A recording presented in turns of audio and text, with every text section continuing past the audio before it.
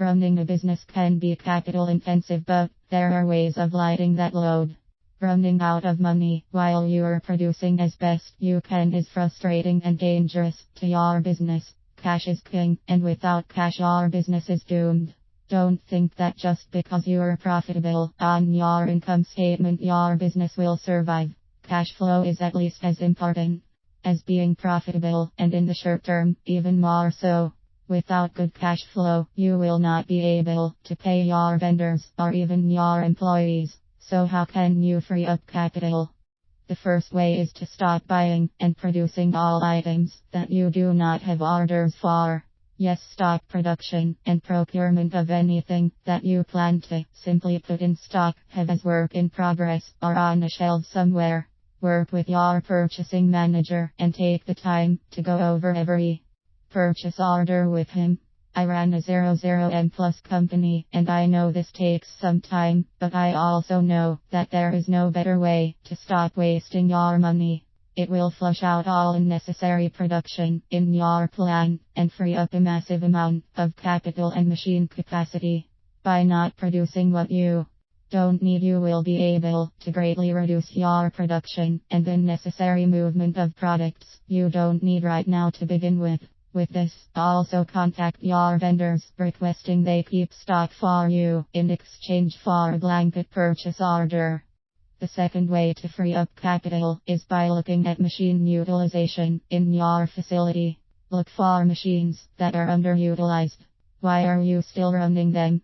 Contact your vendors and find out who can do the work these machines do for you and contract the work out.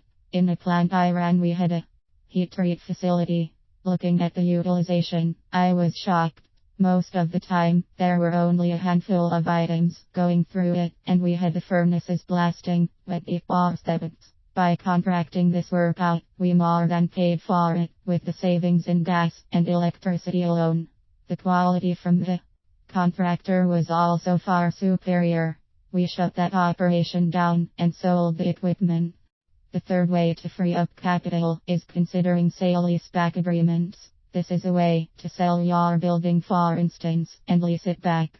By having a monthly lease payment, you can put the money you receive from the sale of your building to better use in your company. Do the math. It often is much more profitable to use the capital and produce products you can sell rather than have it tied up in your building.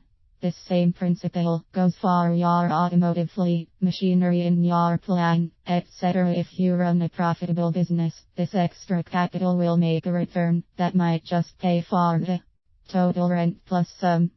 These three ways to free up capital should be easy to implement. The first one you should be able to start on today and see results from quickly. The second one will take some more work with your plant manager, depending on the sophistication of it in your plan.